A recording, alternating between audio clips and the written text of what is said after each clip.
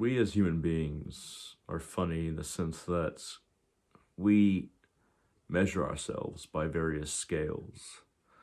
Some of these scales are passed down to us, some of them are tradition, some of them are self imposed.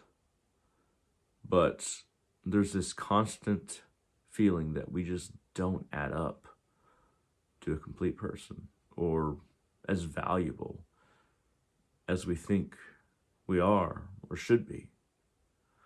There's always this lacking, this feeling that we're not quite as valuable as we thought we were or we should be. I think it comes down to this natural sense of expecting or wanting to be better than someone else who is just a little bit better than us. It's where the ego really tricks us, isn't it? The ego says you should be a little bit better than you are, or you should be better than that person or this person. You should be further as an individual. And because you're not, that means you're not worth as much as you could be. That's something the ego speaks to us. The soul itself, though, has inherent value, and it feels the worth. And I think that's where the two wolves within us really war. The wolf of knowing that you're valuable, knowing that you're connected to the pack, knowing that you are who you are, no matter what happens, no matter what circumstance you're in. And the other wolf is tearing us apart. We're not worthy. We should have been better. There's no way we can be better. These two wolves fighting each other within us. The ego and the soul's knowledge that we are valuable. It's hard to take a single individual and put them away in some kind of vacuum from societal judgments or societal levels of individual understanding, self-understanding, and just allow that person to exist and understand themselves in a vacuum.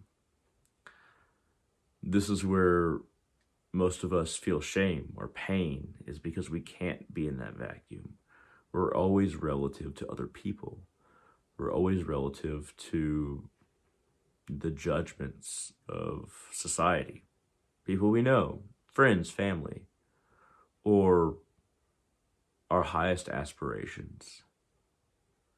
We're always the shadow that is cast when our true face is revealed in these lights. And we never feel like we can really add up to a complete image of ourselves in any of these lights. So we get depressed, we get sad, we get self-deprecating, and we start to see ourselves as something that can't measure up, has never measured up, and will never measure up. But I think we have to think smaller. Smaller steps are important. Little ways that we change ourselves. But just like these smaller steps are important, it's extremely important that we at least advance in small ways. Big ways, it's a different ballgame. It's hard to advance in leaps and strides, but we have to advance in little tiny steps if we're going to advance. And we can't just give up and say we can't improve, we can't be better than we are, we can't be somebody else than we are, we can't think better, interact better, become more connected, practice our spiritual path better.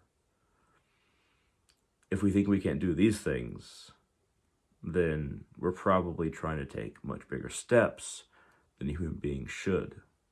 The small steps, the little actions, those are the things that advance us. Jacob's ladder, Big steps, not realistic. Small little rungs from one step to another, very realistic as an individual. And we have to decide what those little steps are. But once we decide what those little steps are, and that we're going to take little steps, we take those steps. We must. Once we accept the ladder as it is, once we create a ladder for ourselves and decide what our little steps are, we must take those steps. That's where personal mercy does not have a place. Once we decide upon the ladder, once we decide upon the little steps, we take those little steps. There's no more negotiation after that. There's no more negotiation into smaller and smaller steps. Or, oh, this is too big of a goal. No, decide upon the ladder. Decide how big these steps are and take those steps. We have to. If we don't draw a line of where these steps are and what the ladder is, then we'll keep on expecting less and less of ourselves until we don't do anything at all. Until we don't progress spiritually, mentally, physically, or in society. We must think of the ladder, decide how big the rungs are, decide how big the steps are, decide what it means for us, build that ladder and take the steps. Because if we keep on shrinking the ladder within our minds, then our mind will shrink. Our ability to achieve any step will shrink and will become a vegetable. We will fade out. We will fade away. And that is the most unacceptable place for a being to be in, spiritually, mentally, in relationships, in society. Fading away is honestly worse than dying, because dying happens very quickly. Fading away happens slowly. When we keep on redefining the ladder until there's no more steps and there's nothing to do, there's no way to improve. There's no need to improve. And we just keep on doing what we're doing again and again and again. And it would bring unhappiness, frustration, and sadness, because there's always a way to improve, spiritually and mentally. In society, sure, milestones in your job, more in school, along your career path, getting a promotion, making a partner. There's always ways like that in society, but there needs to be ways for everyone, and there is ways for everyone, mentally and spiritually, to improve. You need to feel like you can improve mentally and spiritually, because you can, but also you need to figure out how you can, what that looks like, what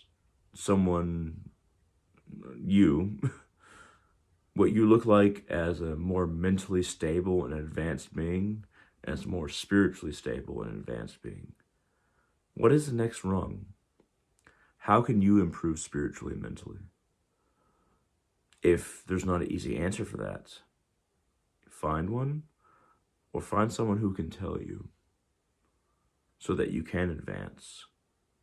Otherwise, the dissatisfaction in your soul, your spirit, and the lack of clarity will continue.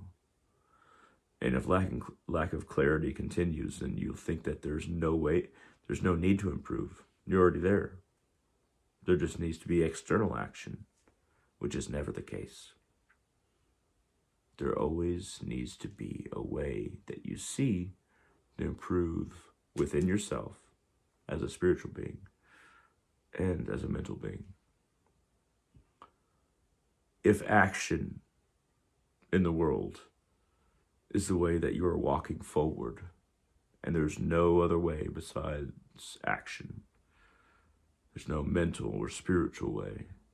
There's no next achievement you're trying to work towards. And that's a problem. Because you think that there's no ladder. You think you've reached the top and you haven't. None of us have. Not if you're here watching this. Not if you're on this planet. So figure out a way to keep on moving to higher and higher levels, spiritually and mentally. The rest of the world relies upon you to figure out your own problems and truth. That is your duty, not to yourself, but to the world itself, so that you can be the positive influence by truly resolving yourself. You have the right to conquer your inner kingdom, and you should do it. That is your duty as well. Thank you very much for watching. I hope this has been interesting, and all of you have a wonderful day.